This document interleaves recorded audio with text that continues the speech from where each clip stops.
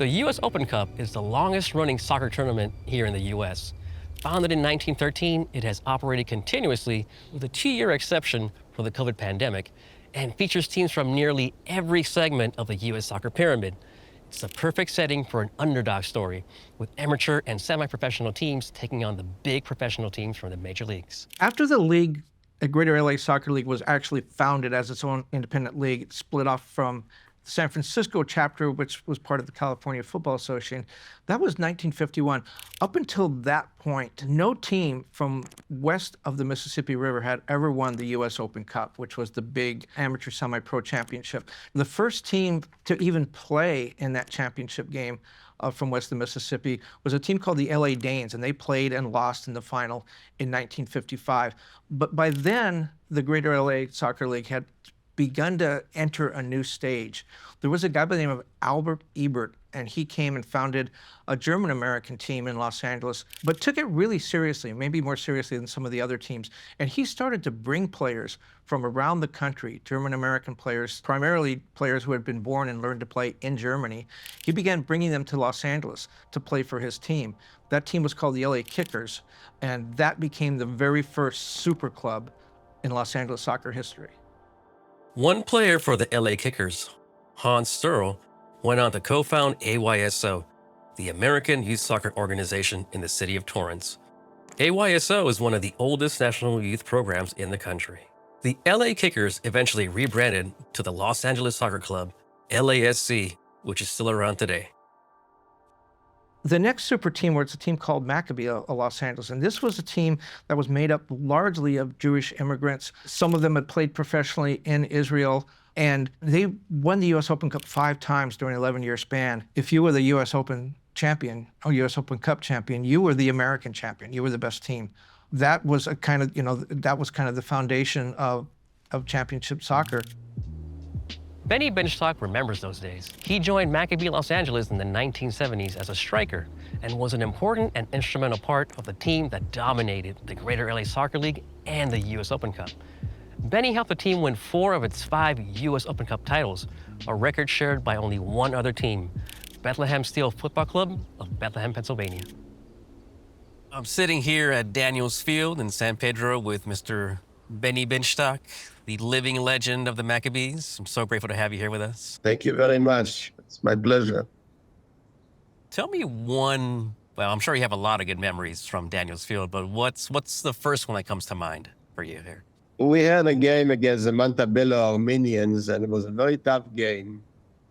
And I scored a very pivotal goal that advanced us to the U.S.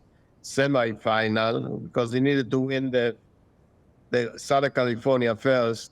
All the games we played against those the teams, the more ethnic teams, as you know. And Armenians, United Armenians, the Gauchos, they were all tough. The players were very good players. So there are many good memories in Daniels Field. And I have one bad one, which I tore my Achilles tendon over there. Ooh. When I was researching the Greater Los Angeles Soccer League and the Maccabees name came up, your name came up a lot. Many times. Why is that? Well, I would thank you very much. I'm very flattered. Actually, I'm looking at the soccer field and it looks like there's a lot more grass when I played on it. It's a lot more grass. Oh, okay. It's a slight improvement now today. Okay, that's good. How many years did you play with the Maccabees? I kept to play professional in the United States, but then when in '68 the professional teams folded, I was supposed to play for Atlanta, Georgia, the team called the Chiefs.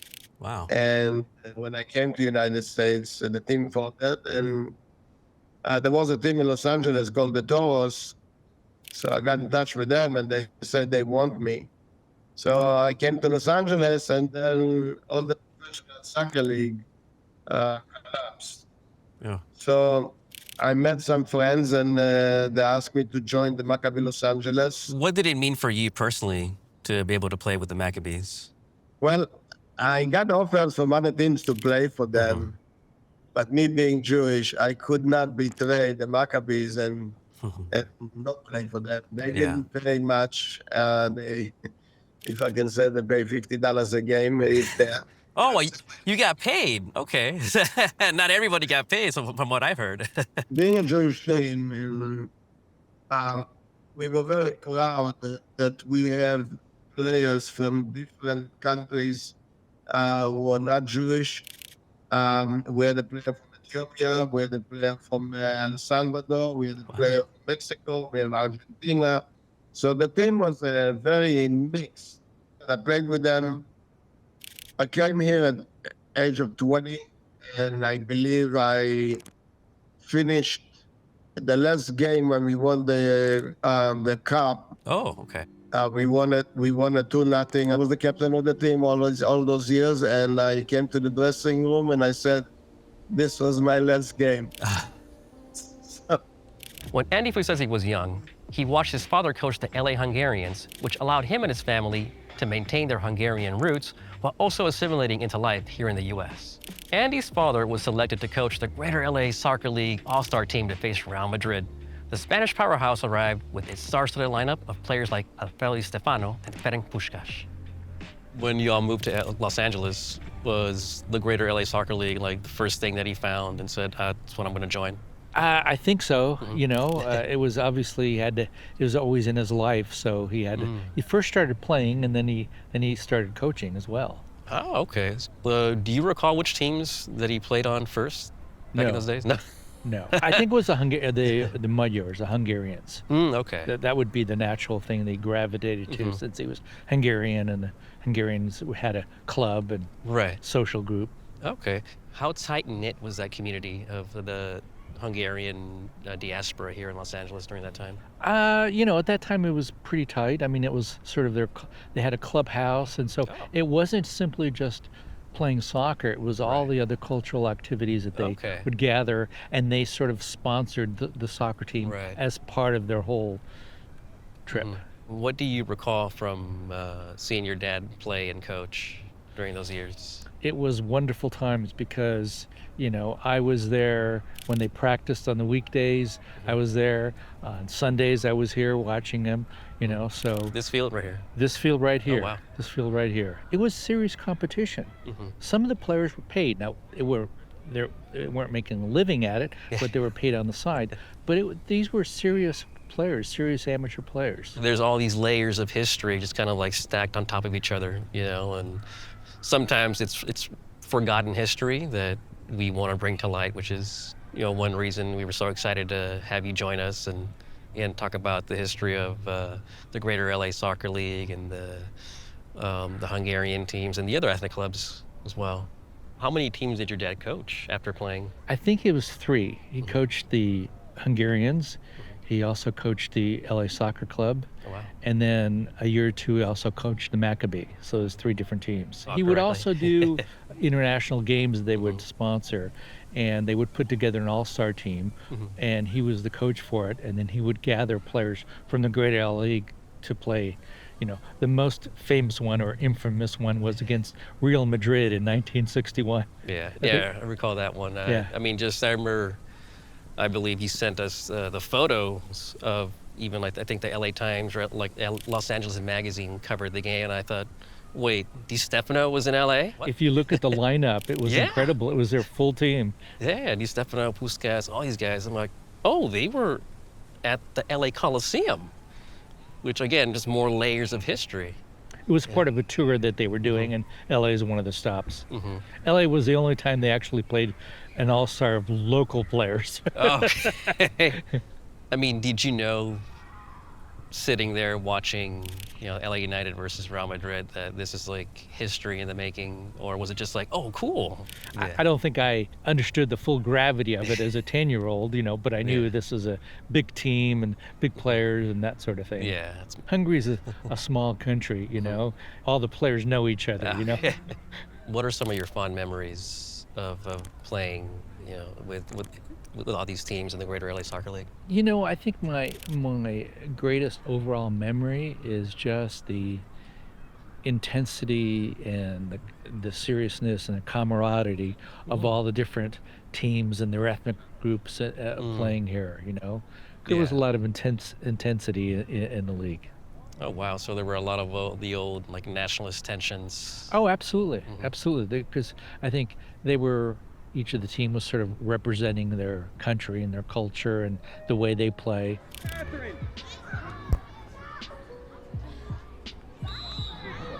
You're in the middle now, okay? We caught up with some of the kids playing soccer today to ask them a few questions like, what do you like about playing soccer? Soccer is like really engaging. You can make like really good like friends like for a lifetime. I usually get on a team with a lot of my friends. You can work with a team and you run around and play and you could be active. Teams from all over the world routinely play friendly games during their off seasons here in the United States. Sometimes, you as soccer fans get the opportunity to watch some of the world's best and exciting teams compete in official competitions here at home. Many club and national teams have competed in friendly competitions and international tournaments at the Memorial Coliseum and BMO Stadium in Exposition Park, Dignity Health Sports Park in Carson, right over that way, and other stadiums throughout LA County. In 2025, soccer fans fill the Rose Bowl in Pasadena, the home of the men's 1994 World Cup final and the 1999 Women's World Cup final, to watch teams from Spain, France, Mexico, Japan, and Brazil compete in the Club World Cup. And for the summer of 2026, fans will flock to Inglewood SoFi Stadium for the next World Cup. Are you excited for the World Cup? Yes. So excited. More than excited. Oh, absolutely. Oh, yeah. Yeah. Yeah, For sure, 100%. We were looking at tickets early on, but I have 3 kids. Oh. And I could do that, or I could send one of them to college. So I got tickets for the 3rd USA game. You want to say how much you spent? June 11. Yeah, we'll see how that goes. If you want to see more about Southern California soccer, let us know in the comments and be sure to like and subscribe.